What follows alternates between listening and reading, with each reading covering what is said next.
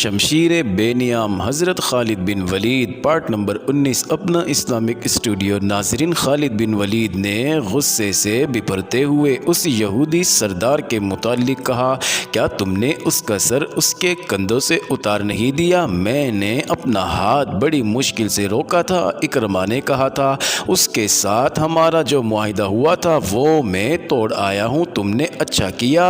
ابو سفیان نے دبی دبی آواز میں کہا تھا، تم نے اچھا کیا، اور وہ پرے چلا گیا تھا۔ ناظرین، یہ کوئی بہت پرانا واقعہ نہیں تھا، 1.5-2 سال پہلے کی ہی بات تھی۔ آج جب خالد مدینہ کی طرف جا رہا تھا تو یہ جانا پہچانا رستہ اسے اجنبی سا لگ رہا تھا۔ کبھی اسے ایسا محسوس ہونے لگتا جیسے وہ خود اپنے لیے اجنبی ہو گیا ہو۔ اسے ابو سفیان کا افسردہ چہرہ نظر آنے لگا۔ ناظرین، خالد نے محسوس کر لیا تھا کہ ابو سفیان مدینہ پر حملے سے منہ موڑ رہا ہے۔ خالد اور اکرمہ وہیں کھڑے رہ گئے تھے۔ کیا سوچ رہے ہو خالد؟ اکرمہ نے پوچھا تھا۔ کیا تم میری تائید نہیں کرو گے کہ میں اس شخص یعنی ابو سفیان کی موجودگی کو صرف اس لیے برداشت کر رہا ہوں کہ یہ میرے قبیلے کا سردار ہے؟ ناظرین، خالد نے اکرمہ کو جواب دیا تھا، اہل قریش کو ابو سفیان سے بڑھ کر بزدل سردار اور کوئی نہیں ملے گا۔ تم پوچھتے ہو کہ میں کیا سوچ رہا ہوں؟ میں اور زیادہ انتظار نہیں کر سکتا۔ میں نے خندق کو ایک سرے سے دوسرے سرے تک دیکھا ہے۔ ایک جگہ خندق کم ہے اور زیادہ گہری بھی نہیں ہے، ہم وہاں سے خندق پار جا سکتے ہیں۔ اگر تم میرا ساتھ دو تو میں آج ہی ابھی اس جگہ سے چند سوار خندق کے پار لے جانا چاہتا ہوں۔ ابو سفیان کسی غیبی مدد اور سہارے کا انتظار کرنا چاہتا ہے تو کرتا رہے، میں تمہارا ساتھ کیوں نہ دوں گا؟ خالد، اکرمہ نے کہا تھا، کیا میں مسلمانوں کے ان قحقوں کو برداشت کر سکوں گا جو اس وقت بلند ہوگے جب ہم یہاں سے لڑے بغیر واپس جائیں گے؟ چلو، میں تمہارے ساتھ ہوں۔ وہ جگہ زباب کی پہاڑی کے مغرب اور صلاح کی پہاڑی کے مشرق میں تھی، جہاں خندق کی چوڑائی اتنی تھی کہ گھوڑا اسے پلانگ سکتا تھا۔ ضرورت شہ سوار کی تھی، پیادے خندق میں اتر کر اوپر چڑھ سکتے تھے۔ اسی جگہ کے قریب تقریباً سامنے مسلمانوں کی خیمہ گاہ تھی۔ ناظرین، خالد نے اکرمہ کو یہ جگہ دور سے دکھائی۔ پہلے میرے سوار خندق پھلانگیں گے، اکرمہ نے کہا، لیکن ابھی ہم تمام کے تمام سوار دستہ نہیں گزاریں گے۔ پار جا کر مسلمانوں کو ایک ایک سوار کے مقابلے کے لیے للکاریں گے، وہ اس رواج کی خلاف ورزی نہیں کریں گے۔ میرے ساتھ آؤ خالد، میں اپنے منتخب سوار آگے لاؤں گا، تم ابھی خندق کے پاس نہ جانا۔ اگر ہم دونوں مارے گئے تو اہل قریش کو سوائے ذلت کے اور کچھ نہ ملے گا۔ ابو سفیان کا دل محاصرے سے اٹھ چکا ہے، وہ لڑنے کے جذبے کو سرد کر چکا ہے۔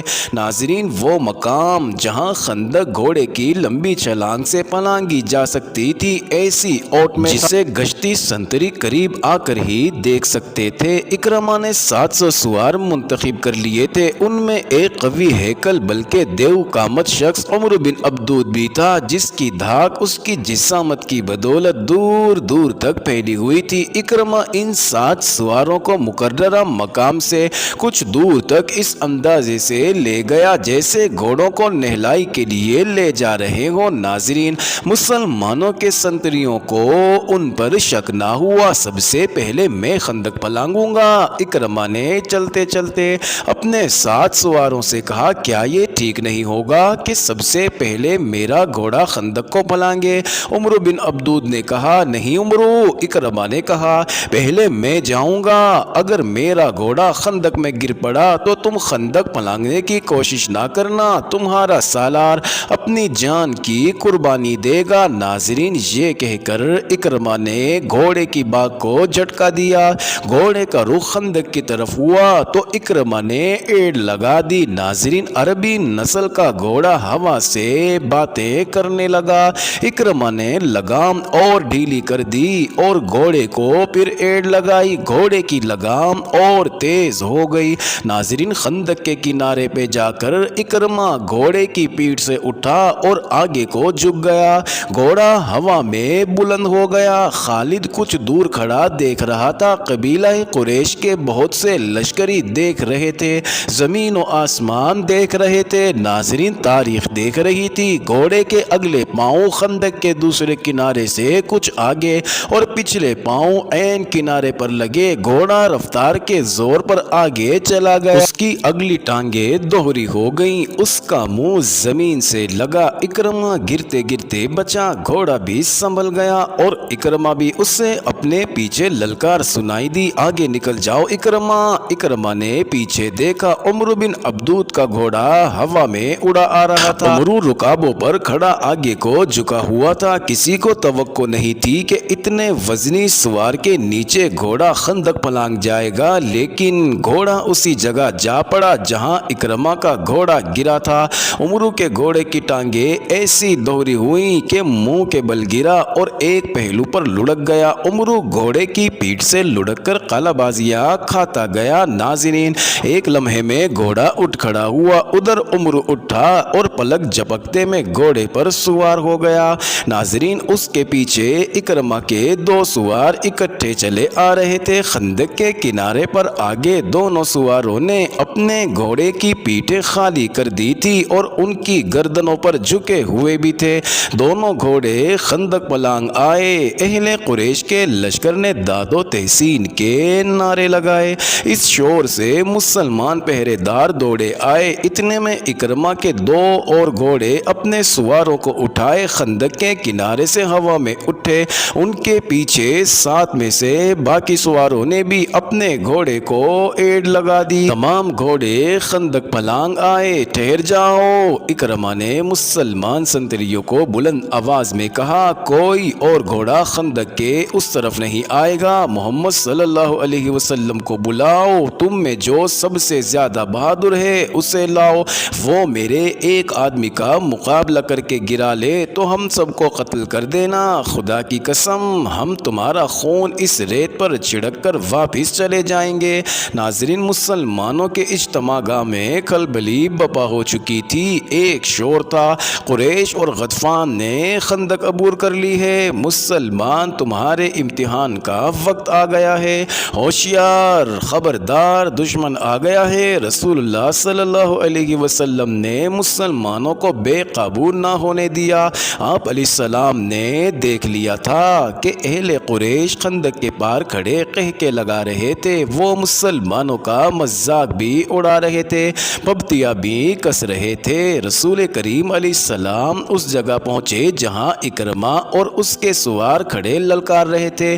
رسول کریم علیہ السلام کے ساتھ حضرت علی بھی تھے۔ آپ علیہ السلام نے صورتحال کا جائزہ لیا تو سمجھ گئے کہ اکرمہ انفرادی مقابلے کے لیے آیا ہے۔ آپ علیہ السلام کو اور حضرت علی کو دیکھ کر عمرو بن عبدود نے اپنا گھوڑا آگے بڑھایا۔ قسم ہے ہبل اور عزا کی، عمرو نے للکار کر کہا، تم میں مجھے کوئی ایک بھی نظر نہیں آ رہا جو میرے مقابلے میں اتر سکے۔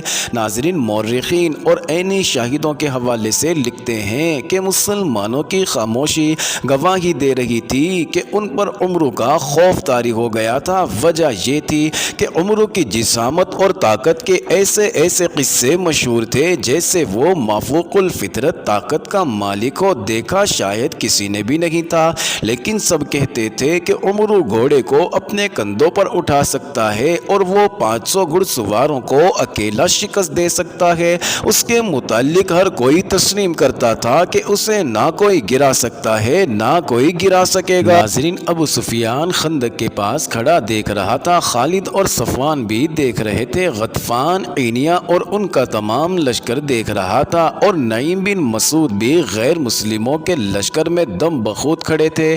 میں جانتا ہوں تم میں سے کوئی بھی آگے نہیں آئے گا۔ عمرو بن عبدود کی للکار ایک بار پھر گرجی۔ خندق کے پار قریش کا قہقہ بلند ہوا اور کئی پبتیاں سنائی دی۔ حضرت علی نے رسول خدا علیہ السلام کی طرف دیکھا، آپ علیہ السلام نے اپنا امامہ سر سے اتارا اور حضرت علی کے سر پر باندھ دیا، پھر ایک تلوار حضرت علی کو دی۔ ناظرین، مورخ ابن سعد نے لکھا ہے کہ رسول کریم علیہ السلام کی سرگوشی سنائی دی، علی کا مددگار تو ہی ہے میرے اللہ۔ ناظرین، مورخین نے اس تلوار کے متعلق جو رسول کریم علیہ السلام نے حضرت علی کو دی تھی لکھا ہے کہ یہ تلوار قریش کے مشہور جنگجو منبع بن حجاج کی تھی، وہ بدر کی لڑائی میں مارا گیا تھا۔ فاتح مجاہدین نے یہ تلوار حضور علیہ السلام کو پیش کی تھی، آپ علیہ السلام نے اس کے بعد یہی تلوار اپنے پاس رکھی۔ اب آپ علیہ السلام نے وہی تلوار حضرت علی کو دے کر عرب کے ایک دیو قامت کے مقابلے میں اتارا۔ ناظرین، یہ تلوار تاریخ اسلام میں ذوالفقار کے نام سے مشہور ہوئی۔ حضرت علی عمر بن عبدود کے سامنے جا کھڑے ہوئے، ابو طالب کے بیٹے۔ ناظرین، عمر جو گھوڑے پر سوار تھا حضرت علی سے مخاطب ہوا، کیا تم بھول گئے ہو کہ تمہارا باپ میرا کتنا گہرا دوست تھا؟ کیا یہ میرے لیے بہت برا فعل نہیں ہوگا کہ میں اپنے عزیز دوست کے بیٹے کو قتل کر دوں؟ اے میرے باپ کے دوست، حضرت علی نے للکار کر جواب دیا، ہماری دوستی ختم ہو چکی ہے، خدا کی قسم میں تمہیں صرف ایک بار کہوں گا کہ اللہ کو برحق اور محمد صلی اللہ علیہ وسلم کو اللہ کا رسول تسلیم کر لو اور ہم میں شامل ہو جاؤ۔ تم نے ایک بار کہہ لیا ہے۔ عمر نے کہا، میں دوسری بار یہ بات نہیں سنوں گا، میں یہ بھی کہوں گا کہ میں تمہیں قتل نہیں کرنا چاہتا۔ اچھا، لیکن میں تمہیں قتل کرنا چاہتا ہوں عمر۔ حضرت علی نے کہا، اتر گھوڑے سے اور آ میرے مقابلے پر اور بچا اپنے آپ کو اس تلوار سے جو مجھے اللہ کے رسول نے عطا کی ہے۔